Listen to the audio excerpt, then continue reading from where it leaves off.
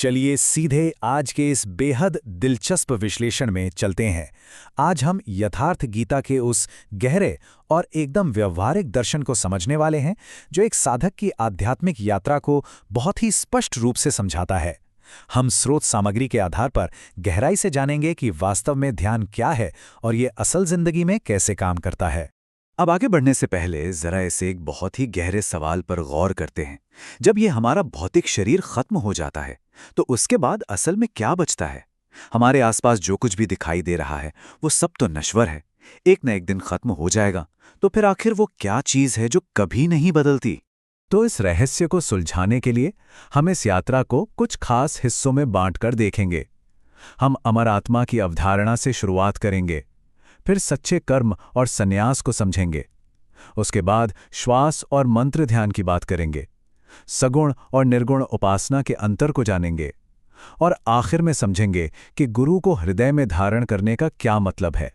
चलिए अपने पहले हिस्से की तरफ बढ़ते हैं और देखते हैं कि शाश्वत आत्मा यानी अपरिवर्तनीय सत्य का असल मतलब क्या है। स्रोत सामग्री में इसे समझाने के लिए कपड़े बदलने का बड़ा ही सटीक उदाहरण दिया गया है। इसे ऐसे समझिए, जैसे हम पुराने और फटे हुए कपड़े उतारकर नए कपड़े पहन लेते हैं, है ना? बिल्कुल उसी तरह ये जो सनातन आत्मा है वो बस एक भौतिक शरीर को छोड़कर दूसरा नया शरीर धारण कर लेती है। यानी भौतिक शरीर का नष्ट होना किसी भी तरह से आत्मा का नष्ट होना नहीं है। यहाँ जो बात सबसे ज्यादा हैरान करने वाली है वो ये है कि आत्मा को ही पूरी दृढ़ता के साथ एकमात्र शाश्वत सत्य माना गया है। स्रोत बहुत ही साफ शब्दों में स्पष्ट करता है कि ब्रह्मांड की हर एक चीज, यहाँ तक कि सृष्टि के देवता ब्रह्मा और उनकी बनाई हुई सारी रचनाएं भी नश्वर हैं। सिर्फ और सिर्फ आत्मा ही सत्य है और वही सनातन है। अब आते हैं दूसरे भाग पर, जहां हम सच्चे कर्म और संन्यास को समझेंगे। यहाँ सांसारिक कर्तव्यों को एक बिल्कुल नई परिभाषा दी गई है। हम आमतौर पर क्या मानते हैं कि हमारी नौकरी, व्यापार या खेतीबाड़ी ही हमारा कर्म है, लेकिन स्रोत सामग्री इसे एकदम खारिज करती है। इसके अनुसार ये सांसारिक कर्तव्य वास्तविक कर्म नहीं है। इसके बजाय कर्म को सख्ती से एक आंतरिक आध्यात्मिक अभ्यास के रूप में परिभाषित किया गया है, जिसे यज्ञ कहा जाता है। और ध्यान रहे, ये यज्ञ कोई बाहर होने वाला हवन या अनुष्ठान नहीं है, बल्कि ये श्वास और ध्यान की एक पूरी तरह से आंतरिक प्रक्रिया है। तो इसका मतलब क्या हुआ? इसका मतलब यह है कि सच्चा संन्यास दुनिया छोड़कर जंगलों में भाग जाना नहीं है। सच्चा संन्यास तो सांसारिक फलों की परवाह किए बिना इसी निर्धारित आंतरिक क्रिया यानी यज्ञ को करते हुए पूर्ण आत्मत्याग हासिल करना है। और सच तो यह है कि जब तक ये आंतरिक क्रिया पूरी नहीं होती तब तक असली शांति मिल ही नहीं सकती। चलिए अब तीसरे हिस्से की ओर बढ़ते हैं, जहां हम श्वास और मंत्र ध्यान की बात करेंगे। ये असल में आध्यात्मिक प्रगति की पूरी प्रक्रिया है। स्रोत के अनुसार इस आंतरिक यज्ञ में जो सबसे जरूरी साधन है वो है हमारी सांसें। इसमें साधक अंदर ली जाने वाली श्वास, जिसे प्राण कहते हैं, उसे बाहर छोड़ी जाने वाली श्वास यानी अपान में एक आहुति की तरह अर्पित करते हैं। अब आप सोचेंगे कि ऐसा क्यों? ऐसा इसलिए किया जाता है ताकि सांसारिक इच्छाओं को मन में घुसने से ही रोका जा सके। सरल शब्दों में कहें तो श्वास पर यह नियंत्रण ही दरअसल मन पर नियंत्रण है। और इसे करने के लिए ओम जैसे मंत्र के उच्चारण के 4 प्रगतिशील चरण बताए गए हैं। ये बहुत ही दिलचस्प है। शुरुआत होती है बैखरी से, जहां हम मंत्र को जोर से बोलते हैं। फिर धीरे धीरे अभ्यास करते हुए ये परा अवस्था तक पहुंच जाता है। परा का मतलब है कि मंत्र आपकी सांसों के भीतर अपने आप एक निरंतर प्रवाह के रूप में चलने लगता है। आपको उसे बोलना नहीं पड़ता। यहां आपका मन बस एक दर्शक या साक्षी बनकर उस पूरे प्रवाह को देखता रहता है। अब जब साधक इस प्रक्रिया में आगे बढ़ता है तो वह उपासना के अलग अलग रास्तों से गुजरता है। यह हमारा चौथा भाग है, सगुण और निर्गुण उपासना।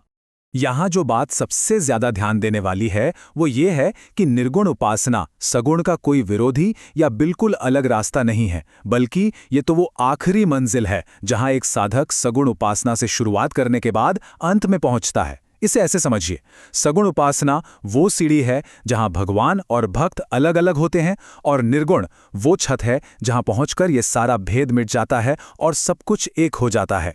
उस अंतिम अवस्था तक पहुंचने के लिए एक बहुत ही खास चीज की जरूरत होती है, जो हमें हमारे 5वें और आखिरी भाग की तरफ ले जाती है, गुरु को हृदय में धारण करना। शास्त्र की शिक्षाओं में बिल्कुल सीधे तौर पर यह बताया गया है कि एक साधक को किसी ब्रह्मविद वृष्ट की खोज करनी ही चाहिए। अब ये ब्रह्मविद वृष्ट कौन है? ये वो सिद्ध महापुरुष या गुरु होते हैं जिनकी आत्मा पूरी तरह से परमात्मा में विलीन हो चुकी होती है। बिना एक सच्चे मार्गदर्शक के वो आखिरी सीमा पार करना लगभग नामुमकिन है। तो ऐसे सिद्ध गुरु काम कैसे करते हैं? वो बिल्कुल एक सारथी की तरह काम करते हैं।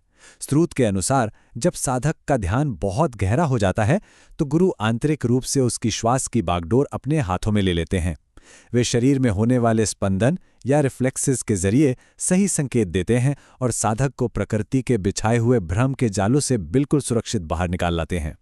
यहाँ के गुरुओं द्वारा जो सफलता की सटीक प्रक्रिया सिखाई गई है वो बहुत ही स्पष्ट है।